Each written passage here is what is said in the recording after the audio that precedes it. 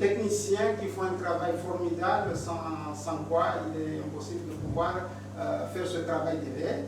Et bien entendu, je te remercie beaucoup, mon frère Bachir, le plus grand journaliste du monde, sans flagornerie, mais c'est juste parce que effectivement, c'est ce qui est important. Et moi, je dirais d'abord, avant de passer à mon frère Zerari, que si nous voulons des changements, tout d'abord, il nous faut d'abord essayer de faire en sorte qu'il n'y ait plus de l'esprit de comment dirais-je, c'est important pour nous de ne plus avoir pour changer, c'est bien entendu, il y a le respect, ça nous en avons besoin. Là, je fais allusion à notre guide comorien, le grand frère de Ali Swalihi, le grand frère de Thomas Sankara, qui faisait en sorte de bien expliquer qu'il y a une différence entre le respect qu'on se doit et bien entendu le fait d'avoir un certain respect avec l'honnêteté. C'est-à-dire que à la fois on se doit le respect, mais on se doit de pouvoir dire la vérité pour qu'effectivement c'est ce qui va nous permettre d'avoir le changement. Donc ça c'est pour, en quelque sorte, en attendant de pouvoir poser le décor, comme vous l'avez, je pense que peut-être vous allez essayer aussi de nous faire suivre un peu les deux vidéos de l'ancien président. On va le convoquer un peu, M. Giscard, et bien entendu, c'est lui, l'ancien officier qui officiait aux Comores, Luis Vermeil, pour que après, on va pouvoir enchaîner et je laisse la parole à mon frère Zerari de pouvoir enchaîner un peu au niveau de la présentation. Bonsoir, merci d'avoir répondu favorablement à l'invitation du Royaume Média. Oui, bonsoir Monsieur Bachir, bonsoir Jonathan Batengene et bonsoir à nos chers téléspectateurs.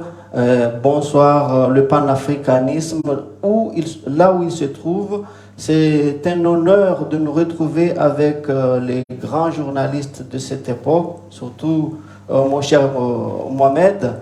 Et je suis très ravi de pouvoir enfin m'exprimer devant vous et puis devant les téléspectateurs, surtout les panafricanismes.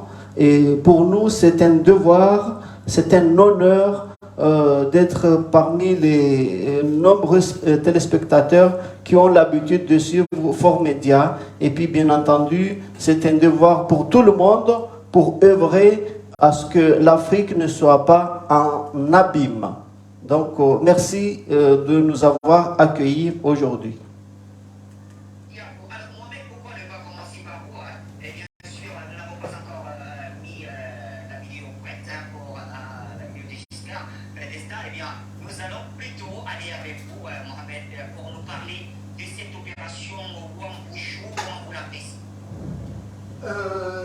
Normalement, si mes souvenirs sont bons, nous on avait proposé d'intituler notre émission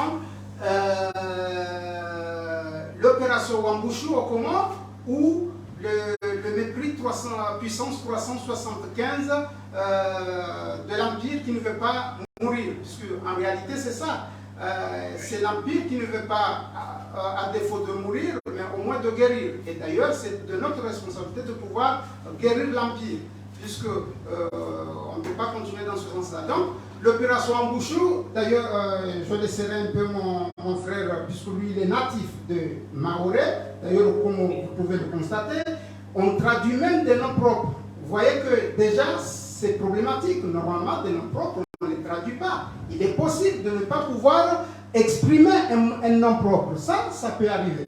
Mais traduire des noms propres pour que ça sonne sur la langue de l'autre, c'est problématique. Moi, j'aurais aimé, avant de commencer l'opération elle-même, la thématique elle-même, si nous pouvons écouter, c'est-à-dire on fait venir Giscard d'Estaing pour 40 secondes, même pas, et puis faire venir Luis Vermeil pour 3 minutes. Comme ça nous permet de poser le décor et puis de pouvoir enchaîner. Puisque tout va dépendre de là. Parce que si vous voulez que j'exprime l'opération Ambouchou, ça on le sait. On sait très bien que c'est une puissance, on peut dire les choses comme ça, on peut les résumer en un mot. On a d'un côté une puissance nucléaire, c'est-à-dire la France, dont le pouvoir ici en France est constitutionnel, légitime et légal, mais dans son action, aux Comores, peu importe l'île, que ce soit Mahorais, c'est-à-dire Mayotte ou les autres îles, est illégale, anticonstitutionnelle et illégitime. C'est ça. Et face à ça, on a une autre entité qui s'appelle Comores, dont nous-mêmes, nous avons fait le choix, si jamais un jour on arrive aux responsabilités, de ne plus utiliser le S, parce que quand on dit les Comores, c'est pour dire comme s'il y avait plusieurs Comores. En réalité, c'est un archipel, c'est vrai, fait d'îles, mais c'est un seul pays, c'est le même peuple. Et donc, je disais, en face, nous avons Comores, qui est bien entendu un territoire qui est colonisé jusqu'à aujourd'hui, sous deux formes. La forme dite, vous le savez, la forme tout simplement néocoloniale sur les trois îles et la forme coloniale directe sur l'île dont on parle aujourd'hui de l'opération Wambushu Mahorais. Bon, nous sommes obligés un peu de dire Mayotte pour aller un peu vite. Et donc, par rapport à ça, qu'est-ce qu'on a? On a, dans ce cadre-là, un pays qui est dans l'autorité, pour l'instant, ça c'est important de pouvoir l'exprimer, depuis le 30 juillet 2019, l'autorité qui est là, le pouvoir qui est au Comores actuellement, c'est un pouvoir qui est illégal, illégitime, anticonstitutionnel, mais dans son action sur les 4 îles peut être légale, contrairement à l'autre entité qui est, c'est important de le dire, est illégitime chez nous. Autrement dit, si on parle d'opération Ambouchou aujourd'hui, c'est important pour les téléspectateurs d'abord de savoir que là, c'est un problème certes comorien, mais c'est un problème africain. C'est chaque Africaine et Africain de comprendre qu'ici, nous sommes en face d'une colonisation qui est illégitime, qui est illégale à Mahorais, qui est illégale à Mayotte. C'est lui qui est illégal. Or, aujourd'hui, si on parle de l'opération Ambouchou, c'est le fait qu'on va... Il y a deux choses sur l'opération. C'est le fait qu'on va expulser les Comoriens qui sont considérés comme illégaux. D'ailleurs, ça serait bien de ne plus utiliser le mot étranger. Un Comorien qui est à Mayotte n'est pas étranger. Donc, on l'expulse. Vous savez que lorsqu'on fait ça, c'est un déplacement forcé de population. Et ça, c'est puni par la loi internationale. Si jamais il y avait une juridiction digne de ce nom dans ce monde, le cas de l'État français est tout simplement indéfendable. C'est-à-dire que devant un juge, sauf aujourd'hui, bien entendu, nous savons que quand on va devant un juge, on cherche des avocats pour ce que ça c'est pour la faute. Mais dans ce cas-ci, c'est même pas indéfendable. Et pourtant, comme vous l'avez rappelé dans votre reportage, dans l'exposé que vous avez fait, mon frère, c'est que vous avez dit que voilà, il y a mon petit frère, c'est-à-dire le président Emmanuel Macron, parce que c'est mon petit frère, mon petit frère aussi, Gérald Moussa Darmanin, c'est aussi mon petit frère, il se croit, au lieu de dire qu'est-ce qu'on fait, qu'est-ce qu'on a fait, comment ça se fait qu'aujourd'hui on continue à coloniser. Au lieu de ça, au lieu de prévoir un plan de sortie, c'est-à-dire un plan de réconciliation, un plan de réparation, un plan qui va nous permettre au contraire de s'entendre de tout ce qui s'est passé, puisque la pénétration coloniale a commencé de 1841 jusqu'à aujourd'hui. Nous avons 181 ans. Pendant ce temps, la France peut aller à la Lune, alors qu'un Comorien ne peut même pas, là je prends l'exemple du Comorien, ne peut même pas faire une aiguille. Vous voyez? Et non, ce qu'on nous réserve, on ne nous réserve pas, on va dire, on va chasser les Comoriens et, bien entendu, coupler avec le fait qu'on va raser les maisons de fortune des... Là où nous en sommes, c'est une question simple, c'est pas parce qu'elle est difficile, c'est pas parce qu'elle est simple, mais ce qui est difficile, ce sont les gens qui ne prennent pas de responsabilité. Et nous, en participant à l'éveil de la conscience humaine, et plus particulièrement de la conscience africaine, nous allons apporter nos contributions pour que effectivement nous puissions prendre nos responsabilités, parce que c'est une question de responsabilité, et ça, cette responsabilité, nous allons aller prendre. Donc, l'opération Wambouche elle-même, elle est simple à comprendre. C'est un État fort qui fait fi de tout règle élémentaire, de tout règle élémentaire, de même de comprendre comment. Vous savez, mon frère, même un enfant qui n'est pas encore né, qui est dans le ventre de sa mère, il sait qu'un territoire qui est à 10 000 km de chez lui ne peut pas faire partie de ce territoire. Et pourtant, on arrive et même aujourd'hui, avec tout ce qui se passe, on arrive à trouver que c'est normal. Et ça, c'est une responsabilité non seulement comorienne, africaine, mais aussi de tous les citoyens français. Donc voilà, je voulais donner un peu ce tableau en attendant de pouvoir écouter mon frère, mais surtout de pouvoir, si vous pouvez remettre les 4 secondes, on le met un peu, on l'appelle un peu Giscard pour qu'il vienne nous expliquer un peu, nous dire un peu qu'est-ce qu'il en pense. Et bien entendu, Lucie Vermeer, ça serait bien, parce que ça va permettre aux téléspectateurs et aux téléspectatrices de bien cerner la problématique. Et je laisse la parole à mon frère Zirari pour rajouter un peu sur la question de Wambouche elle-même, mais c'est important de comprendre que c'est pas difficile, mais ce qui est difficile, c'est que les gens ne veulent pas prendre leur responsabilité, mon frère. Alors, est-ce que... Bachir, est-ce que la parole est à moi? Vous le permettez? Ah, voilà, il arrive. Je n'entends pas.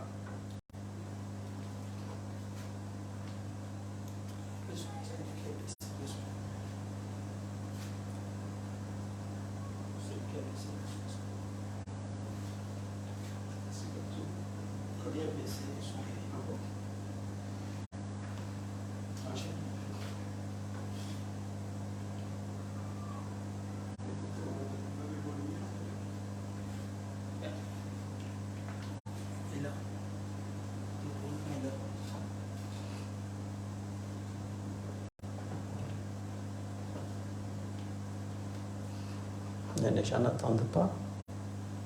On n'entend pas.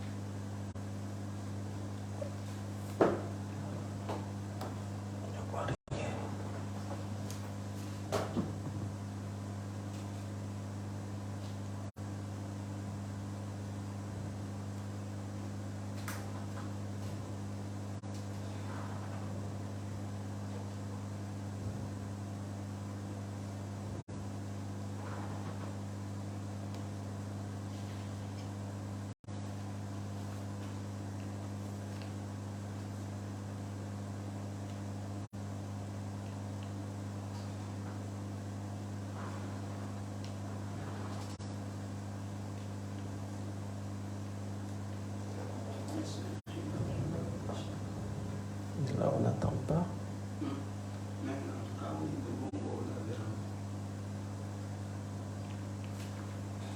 Bon, fanya sih.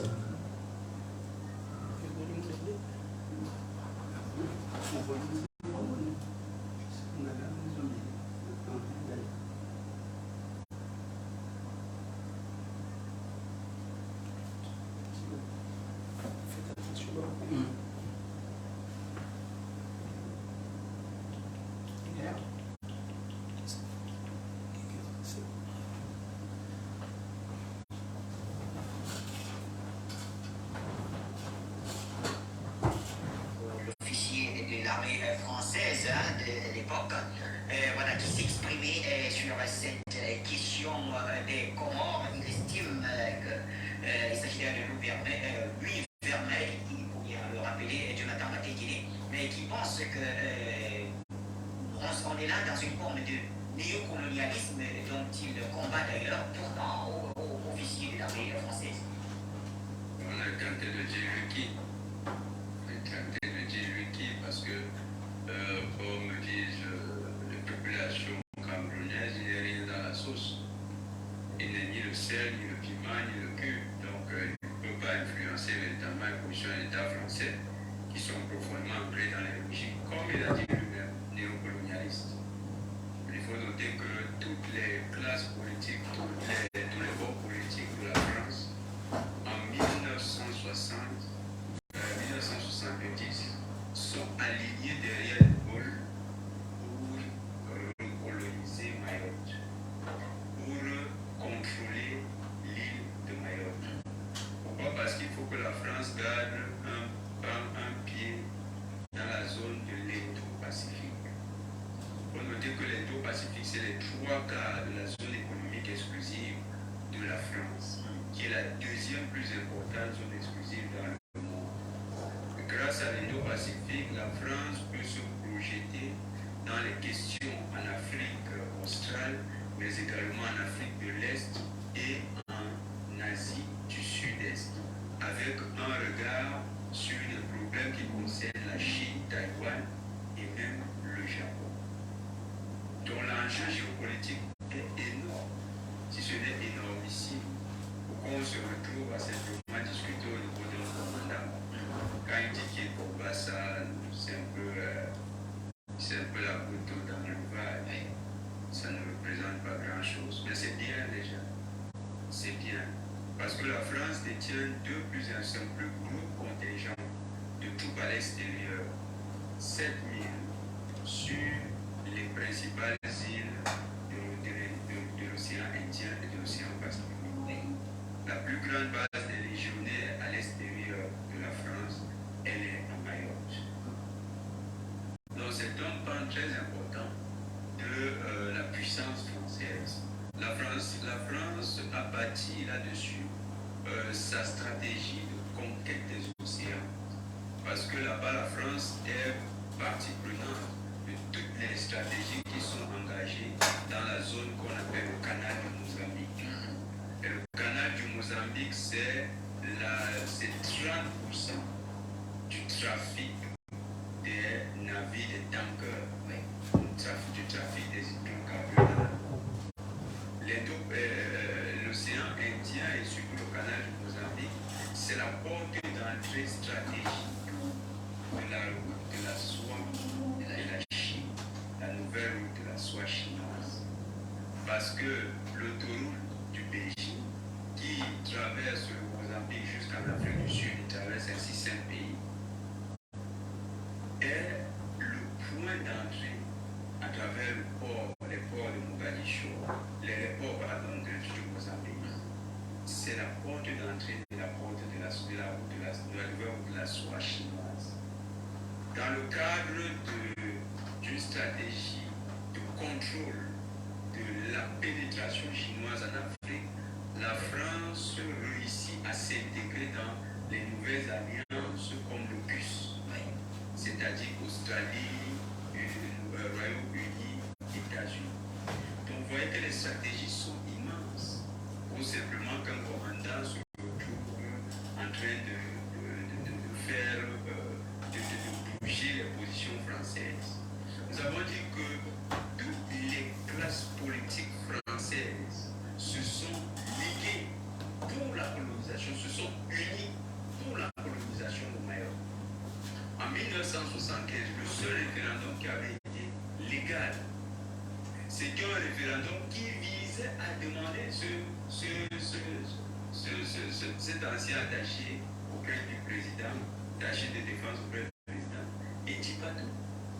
C'était le seul référendum qui visait l'indépendance. Vous vous souvenez de ce qui a été fait au Cameroun occidental. Cameroun qu'on dit anglophone, qu'on appelait Western Cameroun, Cameroun occidental. Un référendum est organisé sur un territoire, sur l'ensemble des 4 îles. La France va faire un décompte spécifique par île, en disant que puisque des gens n'ont pas voté à Mayotte pour l'indépendance, ces gens ne seront pas indépendants avec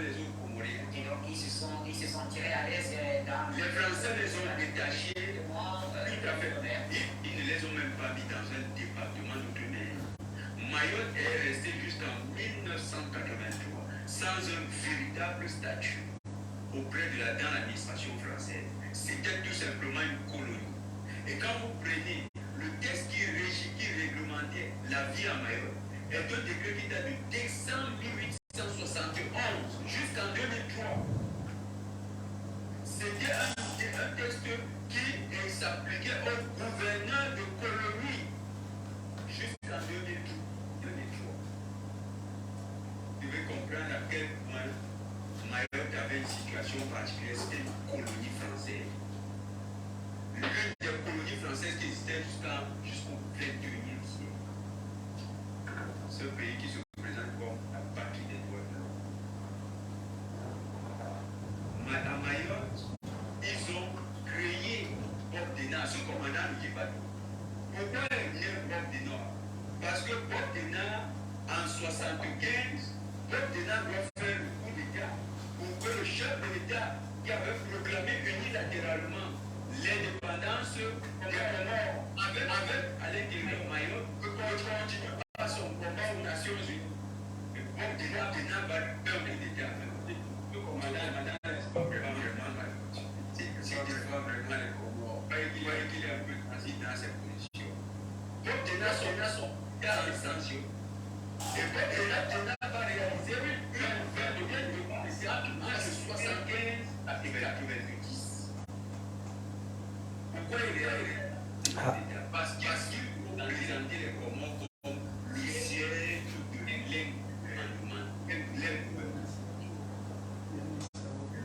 Comores sont incapables de se gouverner. On va parler de la tragédie.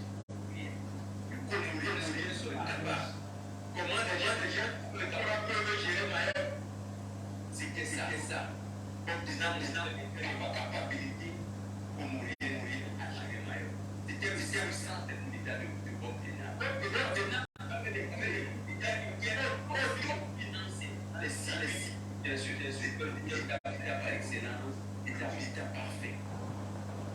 Bob Denard avait une chaîne intérieure qui finançait sa chaîne militaire. Bob Denard était autonome. Il dépendait plus des financements de la métropole. Il était le genre de mercenaire dont la France rêve même d'avoir. Donc vous savez, cette situation qu'ils ont créée. Les Comores sont restés unis jusqu'en 1982. Qu'est-ce qui se passe en 1982? Un certain Charles Passport a introduit la question du passeport pour que les autres Comoriens se déplacent sur Mayotte. En disant que Mayotte n'est plus n'est pas parti. Donc, en 1995, la France acte la partition des Comores et l'envoi de colonisation et d'occupation illégale. Parce que les Nations Unies n'ont jamais reconnu l'annexion de Mayotte par la France. La France rentre dans cette étape en 1995 introduit dans le passeport.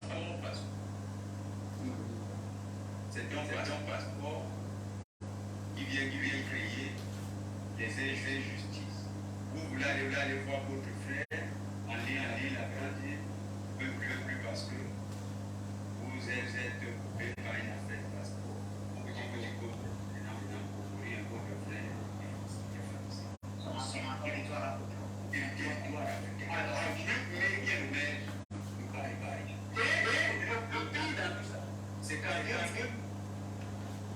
2018, l'UPN reconnaît Mayotte comme une région ultra-pays de l'euro. Bachima. Les Nations Unies n'ont jamais reconnu le référendum de 2011. Et donc, c'est un référendum unilatéralement organisé, illégitime, organisé par la France.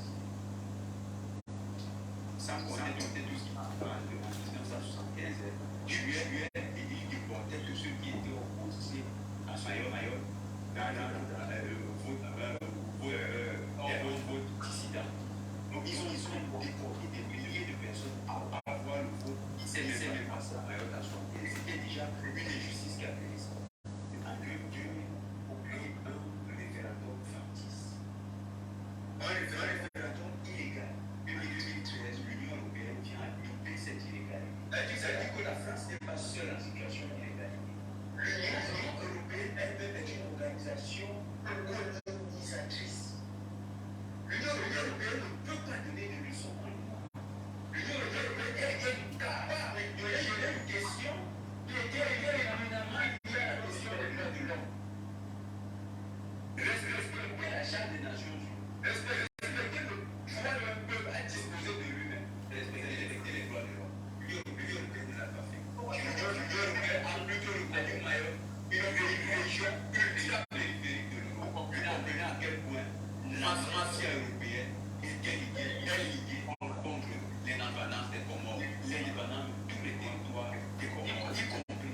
Alors donc, la régime le permet, la technique est bien établie à présent, on retourne vers Zahiri, le président Zahiri. Alors vous, il y aura bien parlé, vous êtes maoré, mais comment vous expliquez le fait que la France ait pu facilement reprendre le contrôle de Mayotte? Oui, en fait, je crois que Batengene a bien résumé les choses. Surtout, l'opération Umbushu, ce n'est pas un commencement, c'est une continuation de la politique africaine. Pour ma part, je crois que Mayotte ou les Comores représentent un échantillon, une miniature comparé à la grande continent africain. Parce que les Comores, semble-t-il, il est négligé par tous les Africains, même les panélistes ou les défenseurs de l'unité africaine, j'entends par là, même les grandes chaînes comme Forum Media ou les autres, quand ils parlent de la problématique de l'Afrique, souvent on cite les communautés qu'on connaît, à savoir les pays détenteurs du franc CFA, ceux de la CEDEAO et du CEMAC, mais souvent on oublie les Comores, alors que les Comores en fait partie. Vous savez que le déclenchement de Umbushu, comme l'a bien dit Batengene, ce sont des régions, ce sont des raisons économiques plutôt que autre chose. Parce que effectivement, nous savons que au plan international, avec l'avènement de la guerre qui est déclenchée à l'Ukraine, et on sait que la France est tiraillée partout. Il y a des brèches partout, notamment au Mali, Centrafrique, et j'en passe. Et que, justement, pourquoi aujourd'hui, pourquoi on a déclenché l'opération Umbushu? C'est d'abord, c'est parce qu'il y a un gisement énorme.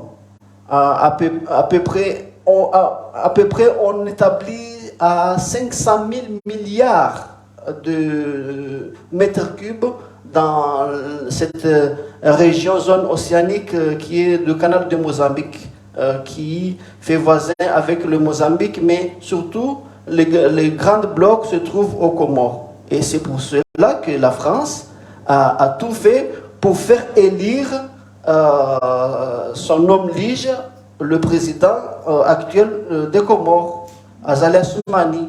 C'est une des raisons qui fait que moi, plutôt que de se lamenter, c'est d'éveiller les consciences, parce que cette opération Umbushu n'est que la continuation des hommes politiques qui ne sont pas à leur place, qui sont mal élus, comme on l'a déjà,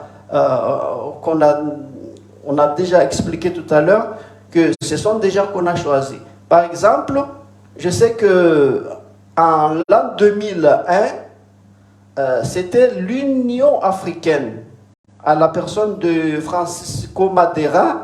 C'est eux qui ont venu démolir la constitution comorienne, qui, comme l'a si bien dit Batengene, que depuis 1975, Mayotte n'a pas été dotée d'un statut juridique. On avait juste donné un statut qu'on appelait à l'époque sui generis, qui était provisoire. Et cela allait de 1975 jusqu'à l'an 2000. Et jusqu'à l'an 2001, quand la France a regroupé tout ce monde-là, les Africains, les Comoriens bien sûr, ceux qui sont toujours là pour faire plaisir à leur maître, eh bien, ils ont démoli la constitution comorienne et puis a fait évoluer les statuts de Mayotte du point de vue juridique, au point que Batenguine l'a dit tout à l'heure, que maintenant, les Comores font partie de zones ultra-périphériques européennes. C'est dire combien la France ou les Européens ne respectent aucune règle les plus élémentaires qui puissent l'être. Voilà. Pour ce concept, oui. Tout cela, est-ce que vous essayez de nous dire que tous les gouvernements successifs des Comores n'ont pas jugé prioritaire quand même la reprise de l'île de Mayotte? Alors, la seule personne avant juste sa mise à mort par la France, c'était Ali Soalihi. Juste un mois après les élections du 22 décembre 1974, à savoir précisément le 20 décembre 1975. Le 20 décembre 1975, c'est là où Ali Soalihi, à l'époque, ce qui était président à l'époque s'appelait Saïd Ibrahim. Il était toujours en vie, mais il décéda le 20 décembre 1975. C'est là où Ali Soalihi avait déjà introduit la question de Comores aux Nations Unies, alors qu'il n'était qu'un délégué. Il était qu'un délégué à la défense. Il n'est pas été président à cette époque-là.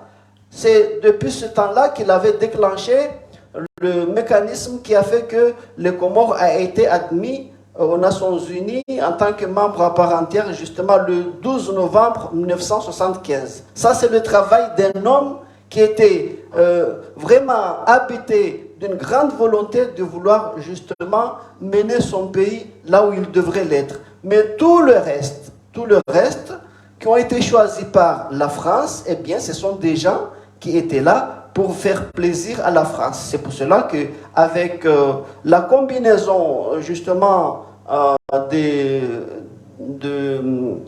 la France-Afrique, il y avait Francisco Madeira qui représentait l'Union africaine, mais pour la communauté internationale, il y avait André Soalifou. André Soalifou, c'est un Français, mais c'est lui qui était censé représenter la communauté internationale, la francophonie par ricochet. Et donc, c'est eux qui ont fait à ce qu'aujourd'hui, les Comores, non seulement continuent à être exploités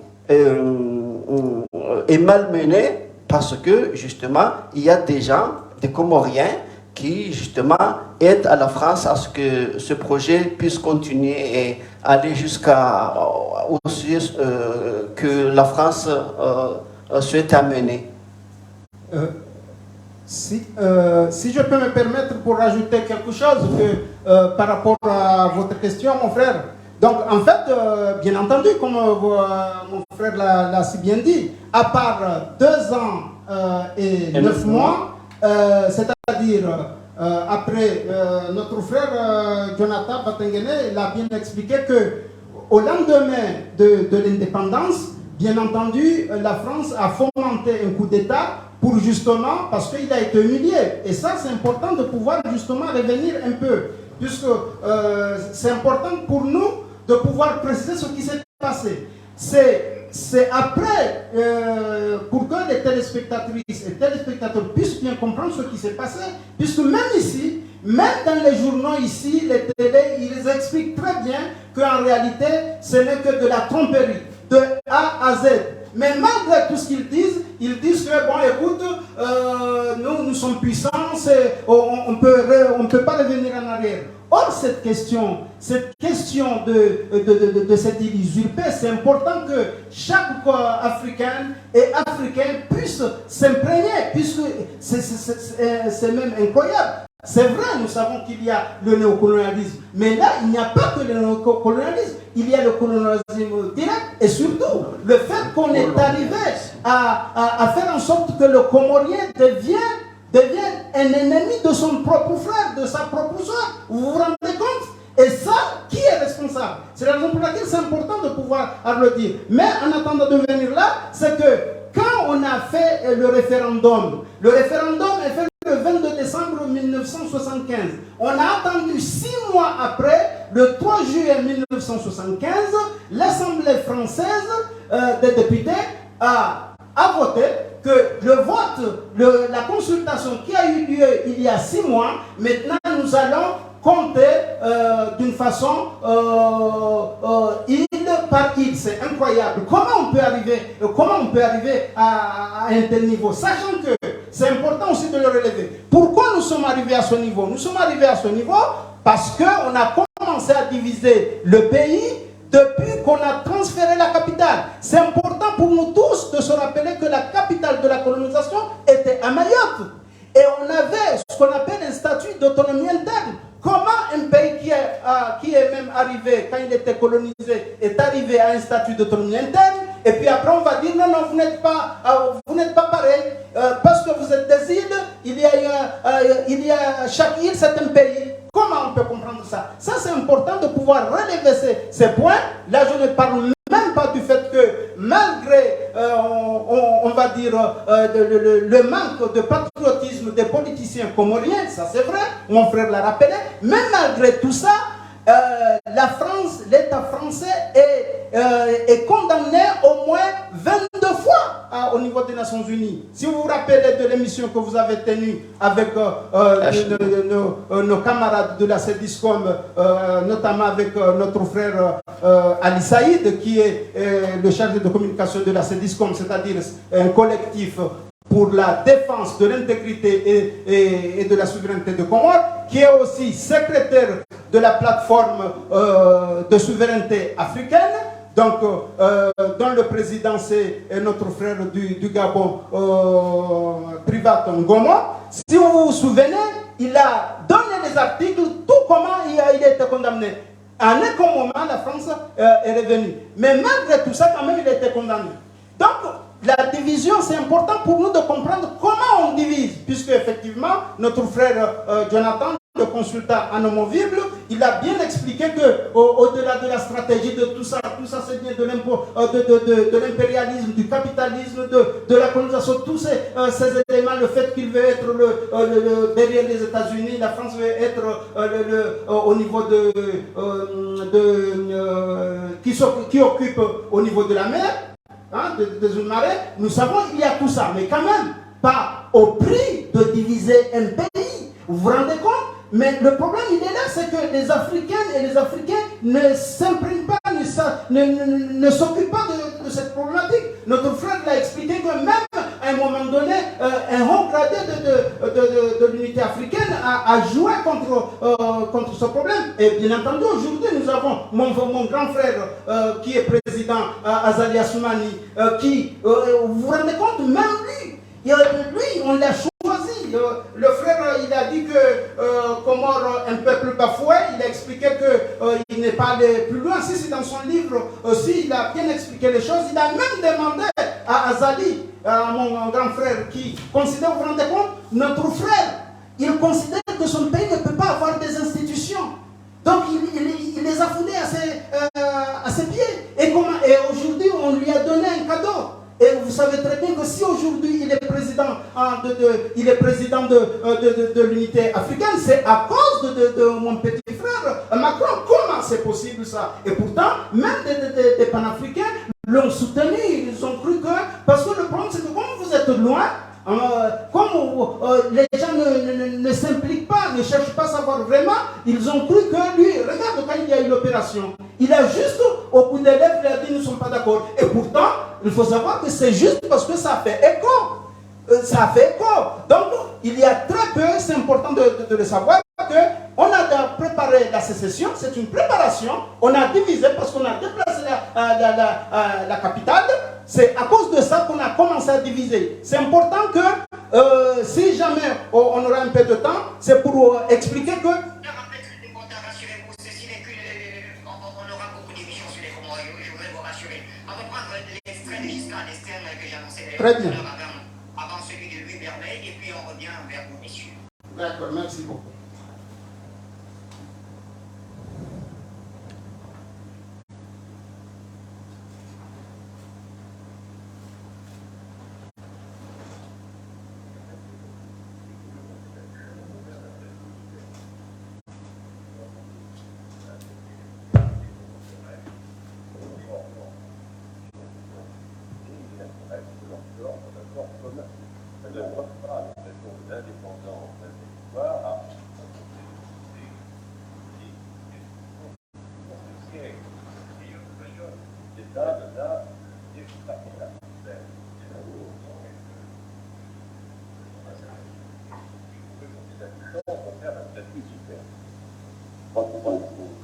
Accepter les réalités contemporaines, les moments ont toujours été utilisés, il est naturel que leur corps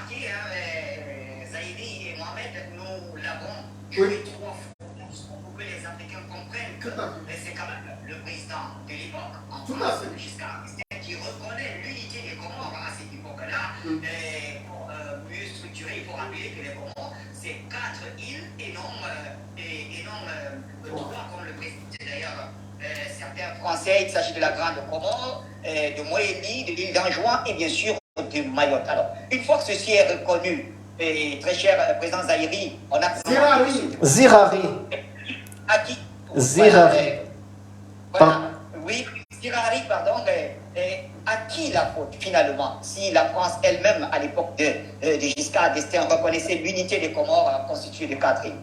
Alors, bon, la faute, c'est à un pays qui a son habitude de coloniser. C'est un empire qui ne veut pas mourir. C'est un empire qui ne veut pas guérir. C'est parce qu'il a face à lui un pays qui n'est pas armé, qui n'a pas l'arme au cas de la Russie ou autre. Donc, on fait la loi de la jungle, on s'assoit sur toutes les lois, même les plus élémentaires, et puis on passe. Mais moi, je crois que c'est le travail de la génération actuelle, mais aussi future pour l'Afrique, parce que c'est un morceau de terre de l'Afrique que la France piétine, que la France malmène comme tout le continent africain. C'est ça c'est de ça dont il s'agit, mon cher Mohamed. Vous avez bien entendu que l'extrait que nous venons d'écouter émanant du président Valéry Giscard d'Estaing, le président, lui, à l'époque où il y eut la consultation du 22 décembre 1974. Alors que quand il était en train d'enregistrer ça, 4 mois avant, il n'y avait pas les élections il n'y avait pas les élections du 22 décembre 1974. Ce n'est que, alors, 4 mois après qu'il y a eu les élections en 1974. Mais ce qu'il faut noter, c'est que la déclaration qui a été faite le 6 juillet 1975, quand la France a bien noté que les Comoriens s'étaient exprimés et que 94% des Comoriens avaient opté pour leur indépendance, eh bien, il s'est passé un laps de temps entre 6 mois.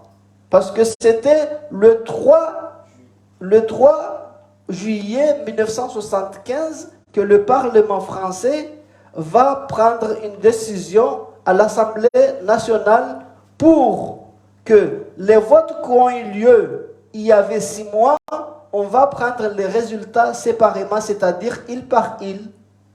Donc, ce qui va amener à ce que la résolution des Nations Unies datant du 21 octobre 1976, l'Assemblée générale, qu'est-ce qu'il disait? L'Assemblée générale de l'ONU adopte par 102 voix contre une voix. Une voix, c'était la France, et 28 abstentions. Les 28 abstentions, c'était les Européens, parce que pour eux, ils voyaient que le droit était élu et devrait s'exercer partout là où devrait l'être. Et la résolution 31.4 qui condamne énergiquement la consultation de 8 et 11 février 1976 qui a été organisée par la France dans l'île comorienne de Mayotte. C'est après avoir proclamé l'indépendance, le 6 juillet 1975, que la France allait cette fois-ci organiser d'autres référendums au mois de... En prenant justement la précaution de chasser 4000 Comoriens. 4000 Comoriens qui ont été chassés en dehors de l'île de Mayotte pour justement venir organiser les mascarades justement qui n'ont pas été reconnues par l'ONU. D'ailleurs, qu'est-ce qu'ils disaient? Ils ont condamné, et ils ont considéré comme nul et non avenu et que l'occupation par la France de l'île Mayotte, ce qui constitue une violation des principes de l'ONU et de l'intégrité territoriale et de la souveraineté de la République et de l'indépendance des Comores, et demandant au gouvernement français d'entamer immédiatement des négociations avec l'État comorien et de se retirer et de retirer aussi les troupes et de retirer son administration dans l'île comorienne de Mayotte. C'est dire combien la France n'a pas honte, la France ne sait pas ce que c'est le droit, la France a comme ça son habitude, si on ne donne pas un coup de pied, la France, c'est ce qui a été le cas en Algérie, à Madagascar, partout là où il a été. C'est pour cela qu'il faut que les Africains se rendent compte que après, pour nous, ce qui nous concerne, nous, ça fait 183 ans. Hein, de la négritude, on nous a vendus, on nous a esclavagisés, et maintenant on nous néocolonise, et en plus de ça, pour couronner tout, on nous chasse de chez nous. Hein, parce que les Africains... Mohamed, avant peut-être de donner la parole à nos téléspectateurs, vous le savez, l'émission est interactive et on a plus d'une dizaine de minutes vers la fin. Mohamed Massoabou, aujourd'hui, votre président Azali Assoumani, il est à la tête de la présidence tournante de l'Union africaine. Est-ce qu'il pourra changer quelque chose? Non. Disons que oui, au contraire, là, c'est important ce que vous venez de mettre. S'il y avait une once d'humanité, oui, il peut. Vous savez que là, actuellement, qu'est-ce qu'on a à faire déjà en attendant de pouvoir faire des émissions? Ce que nous avons à faire maintenant, c'est dire à la France que s'il y a quelqu'un qui est étranger chez nous à Mayotte, c'est vous, pas les Comoriens. Donc, déjà, c'est déjà ce principe-là. Or, il ne le fait pas. Lui, on l'a dit, c'est mon grand frère, Azali Assoumani, parce que c'est mon grand frère, mais il s'en fiche complètement de l'État comorien. Lui, ce qui compte, c'est que, voilà, c'est pour des intérêts personnels avec les clans. Quand j'ai commencé l'émission, j'ai dit qu'on utilise la citation du Mongoze Guy d'Aliswali, c'est-à-dire le respect est une chose et la complaisance en est une autre. C'est très important. Et deux, on va utiliser aussi la citation de Thomas Sankara. Qu'est-ce qu'il dit? Lui, il disait comment il dit? La patrie ou La patrie ou la mort, nous vaincrons. Moi, j'ai réformé cette formule, c'est l'humanité ou la mort, nous vaincrons. C'est une question d'humanité. Il n'y a ni haine dans ce que nous rappelons ici. Notre frère, au contraire, il est président de l'Union africaine, mais nous savons comment il est arrivé là. Donc, il n'y a pas de complaisance possible. Au contraire, c'est lui de dire non, mais il a fait des accords en 2019. Je vous ai rappelé ici que notre pays, vous savez, mon frère Bachir, c'est important pour nous tous, de comprendre que il y a des problèmes en Afrique liés à des problèmes, on dit, des conflits électoraux. Hein, il y a tous ces litiges-là, c'est vrai. Mais ce qui se passe aux Comores, c'est autre chose. C'est-à-dire qu'aux Comores, par exemple, depuis le 30 juillet 2018, il n'y a plus de constitution. Comment voulez-vous après? C'est la raison pour laquelle l'État français, et pourtant, regarde ici en France, les gens se battent, ça c'est le problème, s'ils ont élu Emmanuel Macron, mais Emmanuel Macron est ici et légitime, légal et constitutionnel. Comment ça se fait que chez nous, ce que ici ils peuvent l'avoir, chez nous on ne peut pas l'avoir? Et même dans pas mal de pays africains, nous savons qu'il y a des problèmes d'élection. Mais ça, je ne parle pas de ça. Je parle du fait que quand même, on a des institutions. Si les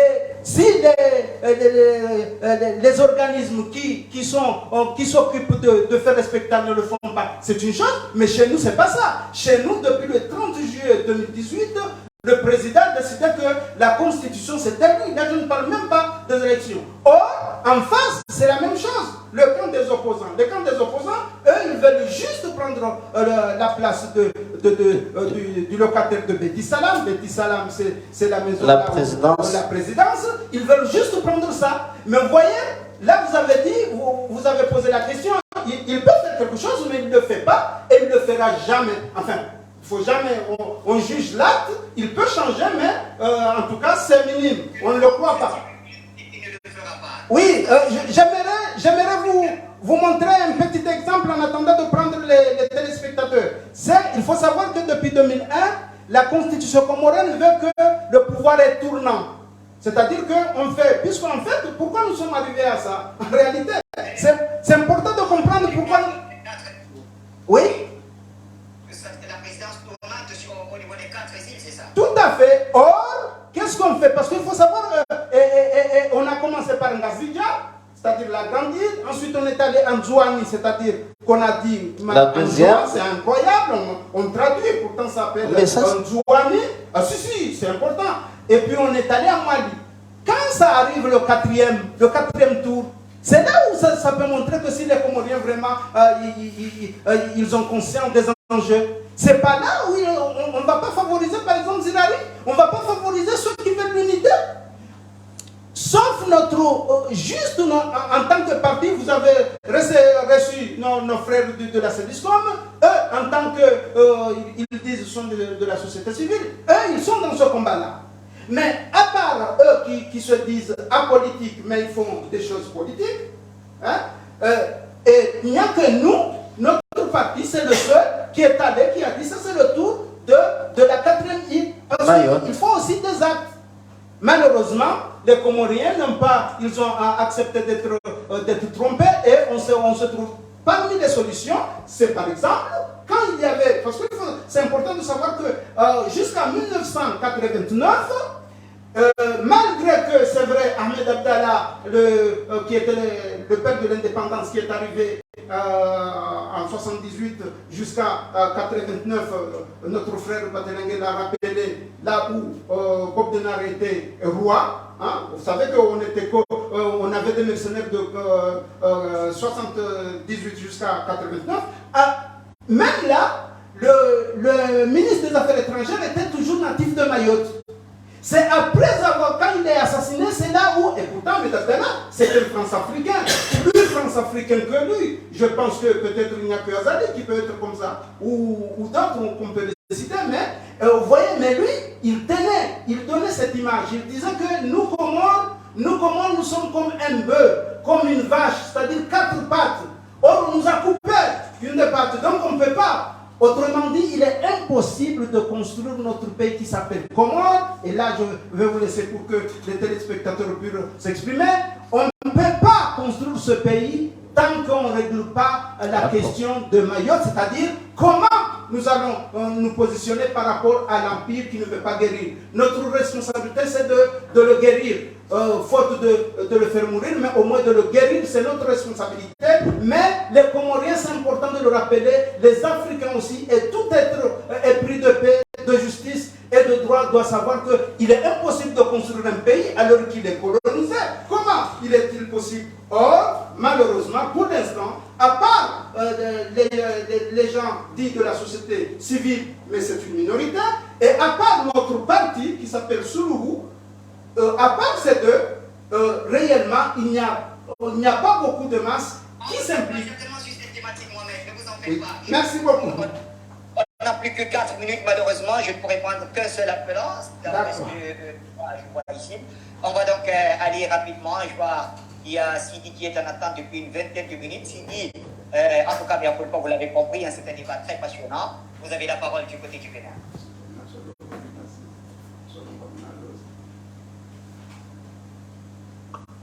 Bonsoir à tous les milliards de téléspectateurs de Foyer Télévision. Bonsoir à Mohamed Mansoibou et Ziradi Madi. Bonsoir à Jonathan Batengene Le Roc. Celui-là même qui ne se fatigue jamais a dit la vérité malgré toutes les poursuites, malgré toutes les injures des gens montés par l'Occident. Merci à toi, Joe.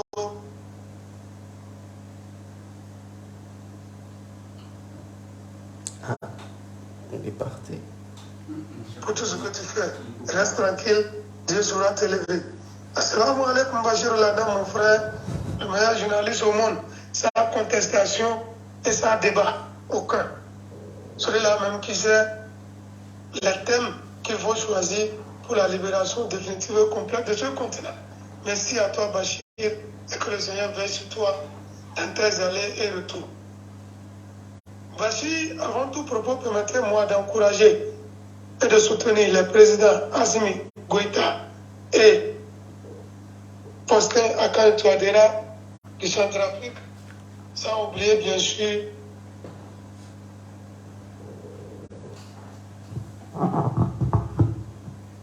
Ibrahim Traoré, les présidents patriotes qui ont pris la voie que nous voulons tous en tant que Noirs pour la libération complète et définitive. Particulièrement au professeur Archange Touadéra, je lui dis de protéger bien ses frontières, y compris Assimi Goïta, et de mettre une alerte maximale, puisque les référendums là seront troublés. Ils vont faire tout pour qu'il y ait des incidents. Faites aussi tout pour qu'il y ait la paix et protéger les citoyens africains qui se trouvent dans vos pays. Merci à vous. Que le Seigneur vous accompagne. Ceci dit, Bachir, le sort des mauvaises herbes est d'être brûlé. Et évidemment, qu'on soit grillon ou cancorella, on subit le sort réservé aux insectes. Bachir, la France est un habitué des faits. Si on veut dire un coutumier des faits. Cette France-là ne va jamais se reposer lorsqu'il s'agit de piller, voler, diviser et entretenir des rébellions en Afrique, puisque ça y va de la survie de la France. La France n'est rien sans le vol, le pillage et l'instrumentalisation des Africains faibles. Et les anglo-colons doivent savoir que tôt ou tard, ils seront rattrapés par les faits. Comment pouvez-vous comprendre jusqu'au XXIe siècle, avec l'existence de ce marché qu'on appelle l'ONU, qui est encore des colonies un peu partout en Afrique?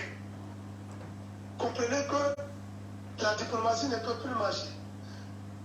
Le président comorien Azumani doit comprendre que la diplomatie ne peut pas résoudre le problème des Comores avec la France. La diplomatie ne peut pas résoudre, mon frère Mohamed et Ziradi Madi, la diplomatie ne peut pas résoudre la situation à la Mayotte. La Mayotte est comorien. Il faut que les choses soient claires. Et sans lutte de libération, sans lutte intense, la France ne cédera pas. L'ONU n'écoutera jamais. Et même les soutiens de l'autre côté de l'Occident ne vont pas se prononcer si vous ne commencez pas par vous soulever. Ils iront jusqu'à vous arracher même les Comores, s'il le faut. Parce que la soif de la vengeance contre les pays africains qui se sont soulevés contre de retourner contre vous seuls. Prenez votre destin en main, rebellez-vous contre les injustices, rebellez-vous contre la division de votre territoire et du territoire africain qui est le Comore et prenez votre destin en main. Car avec l'Occident et les Américains, c'est un seul langage, le langage de la réciprocité. Il n'y a pas de diplomatie, il n'y a pas de négociation possible, ils n'attendent que la force, la violence et la réplique à la hauteur de la provocation. Sinon, ce n'est que peine perdue. Aucune loi, je dis bien aucune.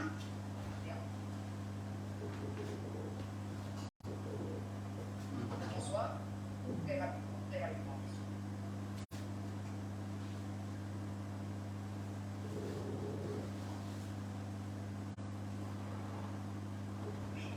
Bonsoir, c'est Mohamed.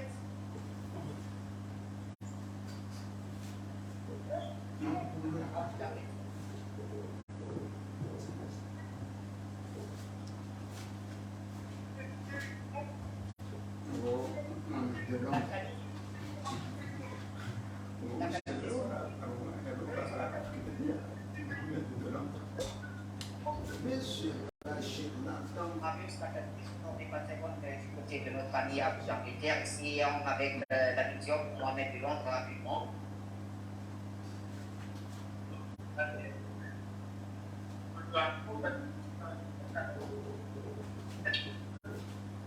Bonsoir, depuis Londres. Oui. Bonsoir, Bassé. Salam alaikum. Alaykoum salam. Je m'en Merci. Allez dans l'infatigable et l'éternel union est tentable. Je salue les techniciens que je respecte beaucoup. Et pour le thème d'aujourd'hui, Bachir, je salue les deux frères qui sont en duplex aussi, les deux frères qui sont en duplex, je les salue. Pour l'intervention d'aujourd'hui, Bachir, je pense que l'Afrique face à ces problèmes, que l'Afrique prenne ces problèmes pour bras le corps. Chaque fois, soulever les problèmes, il faut que nous allions vers la phase pragmatique de notre existence, qui est de trouver des solutions à nos problèmes. Cette opération que la France est en train de mener, qu'est-ce que les Africains veulent faire pour interrompre ça, pour arrêter ça? Parce qu'on ne peut pas continuer par subir le pauvre. Le pauvre n'a que trop duré. Notre génération n'est pas une génération à plier le signe devant le merdier de la France. Vous comprenez? Cette merde-là, il faut que vous la laviez. C'est-à-dire le propre. Nous devons laver. S'il faut le laver dans un bain de sang, il faut le laver, mais que ça soit à jamais. Vous comprenez? Il est temps que nous trouvions des solutions à ces problèmes-là. Énième injustice, énième ceci, énième cela. L'Afrique est là, nous parlons, nous tournons en rond. Il faut que nous nous défendons. Adéquat à la paix. Merci à vous, Mohamed. Et nous refermons avec Lamine Diop depuis Genève en Suisse. Lamine, bonsoir. Bonsoir, cher monsieur, bonsoir à tous, bonsoir à tes invités, M. Madi, M. Mansourou, M. Batingene. Moi, je veux rester dans la propos, M. Bachir. Et franchement, je veux bien qu'on lise parfois nos discours à propos de l'État central français, mais il est temps d'appeler en chat en chat. et de renommer l'État central français en ruptus prédateur du colonialisme occidental en Afrique noire. Par exemple, les territoires sous domination française en dehors de l'Europe sont purement et simplement les vestiges de l'empire colonial français. Il faut dire les choses clairement. Et le drame dans tout ça, c'est que tout d'abord, cela se passe en 2023. Vous vous rendez compte? Et ensuite, ni l'Union européenne, et surtout l'Union africaine, ni les pouvoirs centraux africains n'appellent pas la France à respecter la position de l'Assemblée générale de l'ONU. D'ailleurs, on va contextualiser un petit peu là-dessus, c'est-à-dire à la suite du refus manifesté par la France de reconnaître la souveraineté comorienne sur l'île de Mayotte. Vous le savez tous, référant ainsi au résultat du référendum de 1974. Alors, en 1976, le gouvernement comorien avait demandé à l'ONU de prendre des mesures pour préserver l'intégrité territoriale de l'État. Bien évidemment, décembre 1979, l'Assemblée générale des Nations Unies, par une résolution, avait reconnu les droits des Comores sur l'île de Mayotte. Par la suite, cette même Assemblée générale des Nations Unies avait adopté à plusieurs reprises, vous vous rendez compte, cher Bachir, à plusieurs reprises, des résolutions sur la nécessité de restituer des îles aux Comores. Voyez-vous, cette question du statut de l'île de Mayotte reste encore et toujours en suspens, même au milieu du XXIe siècle.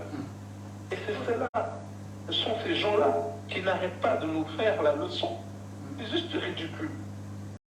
Soit dit en passant, les Comores, c'est l'Afrique. Ce n'est donc ni l'Occident, ni l'Afrique qu'il faut appeler au respect de la souveraineté et à l'intégrité territoriale.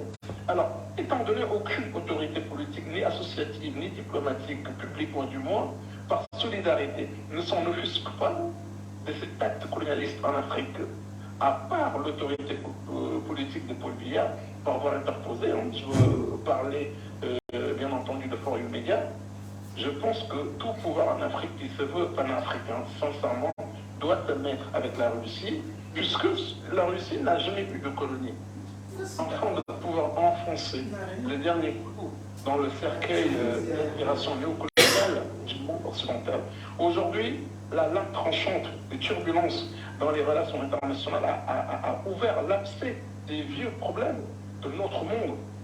Pendant de nombreuses décennies, ils ont été traités avec des emplâtres politiques au lieu d'éliminer les causes de la maladie. Cependant, un abcès, comme vous le savez, ne peut pas durer éternellement. Le temps est venu pour la chirurgie internationale d'enlever la tumeur maligne du passé colonial des Occidentaux. Et d'ailleurs, un des exemples est le retrait de l'Argentine de l'accord avec la Grande-Bretagne sur la conduite des activités administratives et économiques dans les Malouines.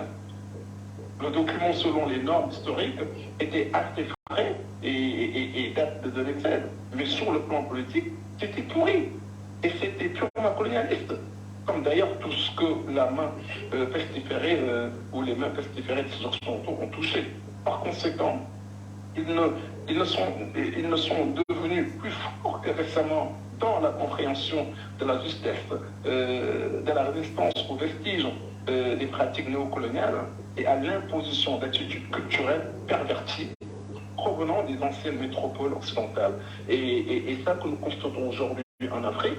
Et combien, mon cher Bachir, de résumer ma part de contribution sur cette question substantive, c'est-à-dire comment Mayotte est devenue une partie de la France elle-même à la suite d'un référendum, contrairement à la position de l'Assemblée générale de l'ONU.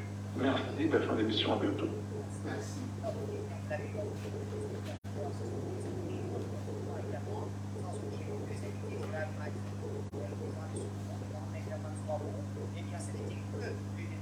Rassurez-vous, on sera focus sur les Comores et on trouvera pourquoi pas un peu de temps à chaque fois pour parler de ce pays qui fait partie, bien sûr, de la grande Afrique. Merci à toutes et à tous et bonne suite des programmes sur les antennes de Forum Média.